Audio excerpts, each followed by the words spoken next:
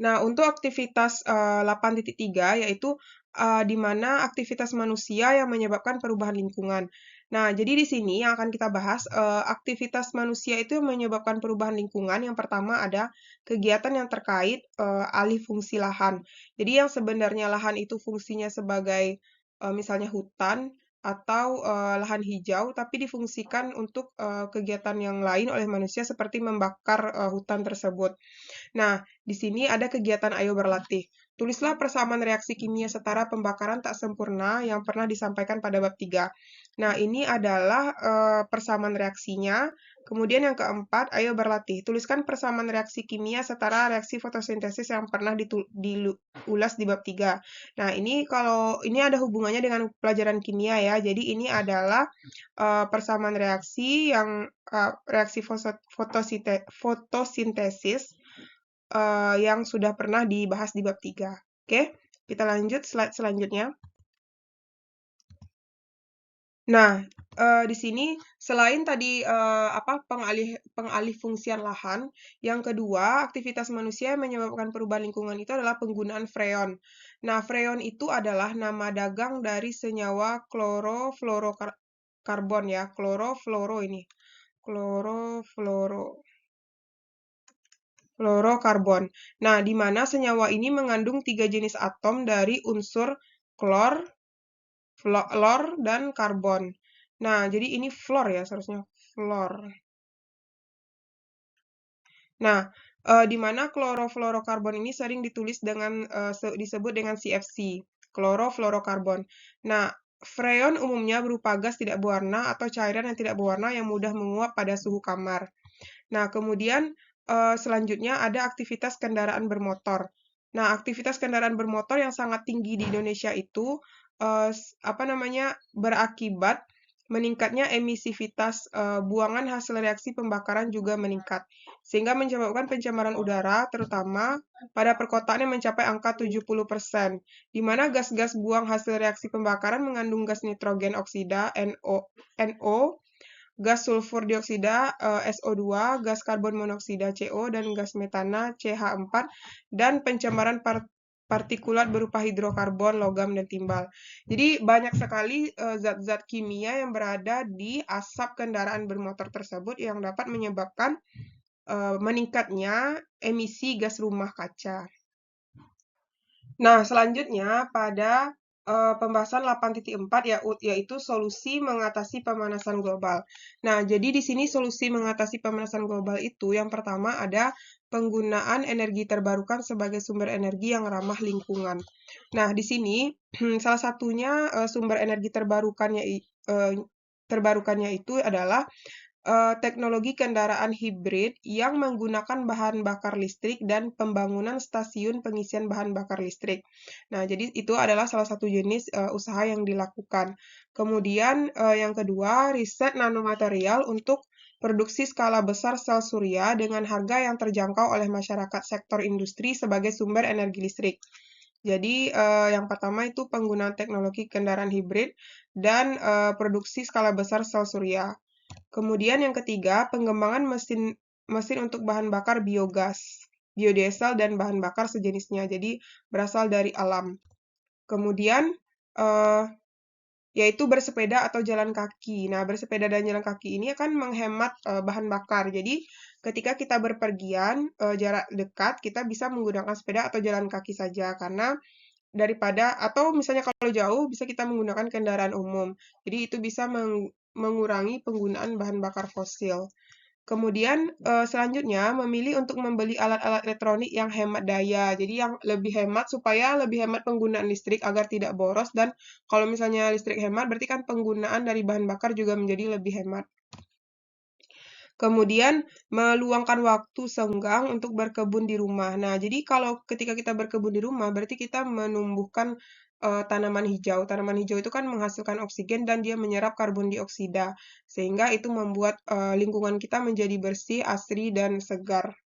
Oke, baiklah sekarang kita lanjut bagian ayo cek pemahaman. Nah, soal pertama amatilah data berikut. Nah, katanya berdasarkan data di atas, berapakah suhu udara rata-rata normal untuk wilayah Indonesia?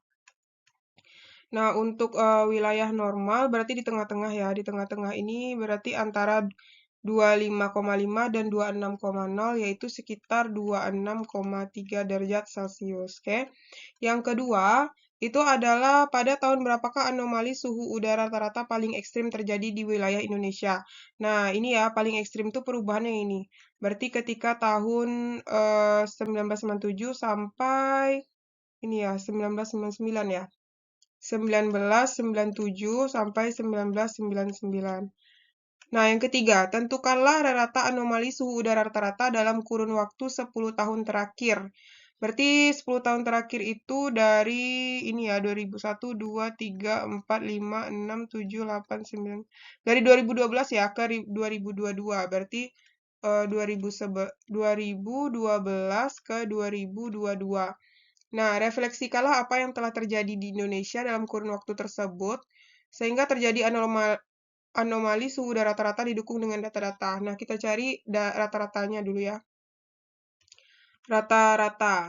Rata-ratanya itu adalah berarti kita tambahin dari 2012 tuh 0,3 ditambah 0,2 ditambah 0,3 ditambah 0,1 ditambah 0,8 tambah 0,2 tambah 0,3 tambah 0,6 ditambah 0,8 ditambah 0,5. Cukup ya 10.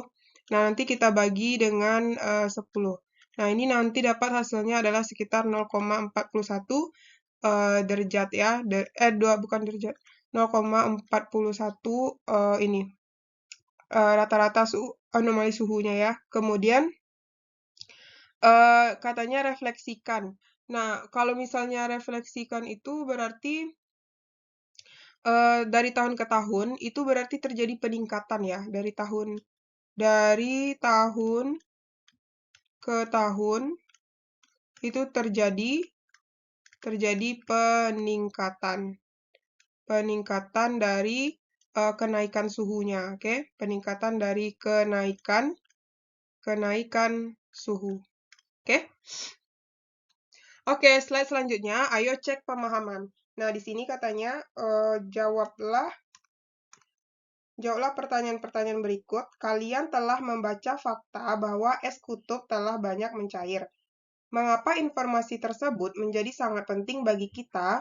Jelaskan pengaruh mencairnya es kutub terhadap Indonesia. Lengkapi penjelasan kalian dengan data dan fakta yang kalian dapatkan dari sumber yang relevan. Nah, jadi di sini jawabannya adalah dampak dari pencairan es di kutub bagi Indonesia adalah banyaknya daratan-daratan yang hilang, sering terjadinya banjir rob di daerah pesisir pantai, dan terganggunya ekosistem laut, dan lain-lain.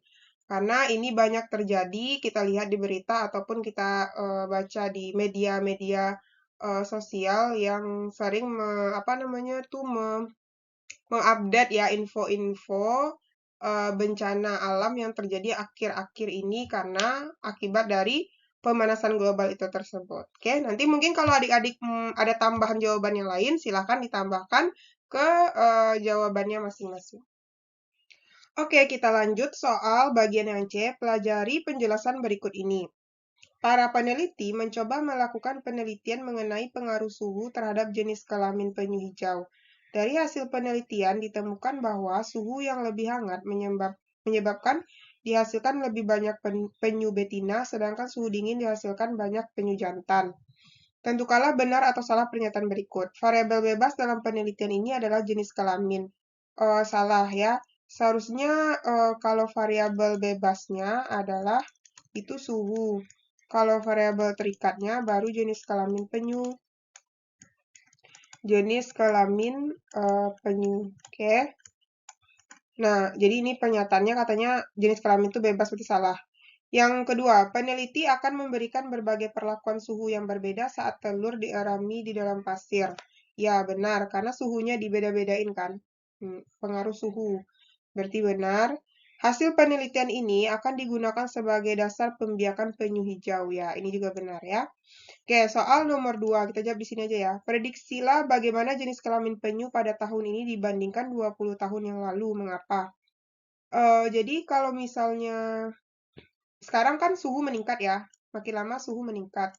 Nah, berarti kalau suhu meningkat di tahun 2020 tahun yang lalu ini, berarti kalau tahun dulu itu atau gini aja kita buat. Kalau misalnya 20 tahun yang lalu itu adalah karena dia suhu tinggi. 20 tahun yang lalu suhu rendah misalnya kan. Kalau 20 tahun yang lalu suhu rendah, berarti itu banyak penyu betina. Eh, ditemukan bahwa suhu lebih hangat menyebabkan kalau rendah berarti banyak penyu jantan kan. Nah, kalau misalnya sekarang ini kan suhu makin panas nih, berarti suhu tinggi. Nah, kalau suhu tinggi itu berarti yang banyak itu nanti adalah penyu betina kan? Betina. Nah, jadi dibandingkan dengan 20 tahun yang lalu, yang paling banyak itu adalah yang akan meningkat itu adalah penyu betina. Oke? Kalau adik-adik punya pertanyaan, silakan komen di kolom komentar ya. Oke, selanjutnya ayo kita bahas, ayo cek pemahaman. Nah, bagian yang D, simaklah penjelasan berikut ini. Menurut data Badan Nasional Penanggulangan Bencana BNPB, 372 bencana alam telah terjadi di Indonesia dalam kurun 2 bulan terakhir pada tahun 2021. Nah, ini ada di grafiknya ya. Nanti kalau kurang jelas silakan lihat di bukunya masing-masing. Apa bencana hidrometeorologi? Berdasarkan cuplikan berita di atas, uraikanlah jumlah bencana yang termasuk ke dalam kategori bencana hidrometeorologi yang telah terjadi di awal tahun 2021. Oke, nah jadi bencana hidrometeorologi adalah bencana yang dampaknya disebabkan oleh kondisi cuaca dan iklim dengan berbagai parameter, seperti peningkatan curah hujan, penurunan curah hujan, suhu ekstrim, cuaca ekstrim seperti hujan lebat yang disertai dengan angin kencang, serta kilat atau petir, dan lain sebagainya. Di mana jumlah bencana yang termasuk dalam kategori bencana hidrometeorologi adalah 227 kejadian banjir, 66 kejadian puting beliung, 60 kejadian tanah longsor, serta 4 kejadian kebakaran hutan dan lahan. Nah, itulah apa namanya kejadian yang terjadi di tahun 2021. Oke, mungkin kalau adik-adik punya jawaban yang lain bisa juga ditambahkan di jawaban ini. Oke, kita lanjut slide selanjutnya. Baik, sekarang kita lanjut bagian yang D. Masih ayo cek pemahaman. Nah, soalnya di nomor 2 ini adalah perhatikan gambar 8.15. Terdapat grafik kejadian banjir dari tahun 2008 hingga Januari 2021 di Indonesia. Menurut kalian, apakah hubungan antara grafik pada gambar 8.15 dengan grafik pada gambar 8.14? Berarti pada soal sebelumnya ya. Jelaskan jawaban kalian didukung dengan teori dan data terkait yang kalian dapatkan dari sumber terpercaya. Nah, ini adalah salah satu contoh jawaban yang kakak ambil. Kalau misalnya adik-adik punya jawaban yang lain, silakan ditambahkan. Nah, di sini pada tahun 2016 ya, kita lihat terlihat bahwa terjadi peningkatan suhu yang sangat tajam. Jadi pada soal sebelumnya 2016 itu kan terjadi peningkatan suhu yang sangat tajam berbanding lurus dengan banyaknya peristiwa banjir yang sedikit yaitu 72 kejadian. Nah, jadi ini ya, berarti ketika T-nya tinggi, suhunya tinggi, berarti banjirnya juga menurun. Banjir menurun. Kenapa menurun? Karena ini ya, karena kan curah hujan jadi rendah ya. Curah hujan jadi rendah. Nah, jadi terjadi kekeringan. Kalau kekeringan bukan banjir yang akan terjadi. Ya, terjadinya bukan banjir lagi, tapi kekeringan karena suhu tinggi gitu. Oke? Baiklah, kita lanjut bagian terakhir pada pengayaan ya, pada materi pemanasan global. Nah, di materi pengayaan ini, kata soalnya, kalian menemukan sebuah pernyataan pada sebuah artikel. Nah, artikelnya Blogspot ya. Perubahan iklim semakin mengkhawatirkan dunia. Terjadi perlambatan waktu sebagai dampak dari naiknya permukaan laut karena kenaikan suhu bumi. Nah, pertanyaannya, apakah sumber bacaan tersebut merupakan sumber bacaan yang valid? Jelaskan alasan jawaban kalian. Nah, karena ini blogspot, jadi itu adalah bukan dari sumber jenis bacaan yang terpercaya ya, atau bukan valid. Karena siapapun bisa menulis di blog.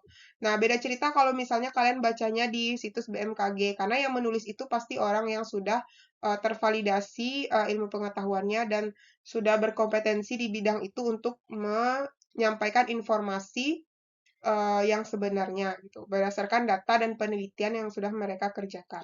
Oke, kita lanjut soal nomor 2. Lakukan diskusi kelompok. Apakah pernyataan di atas benar atau tidak? Berikan alasan kalian dengan penjelasan pengaruh kenaikan permukaan air laut terhadap perputaran bumi.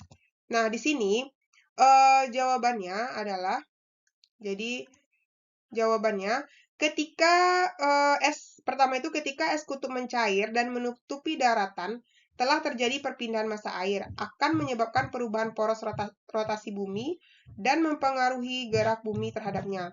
Nah, profesor dari Geofisika Universitas Harvard, Jerry Mitrovica, mengungkapkan hubungan antara kenaikan air laut akibat mencairnya es kutub dengan rotasi bumi menggunakan modelan komputasi dan metode kalkulasi tertentu.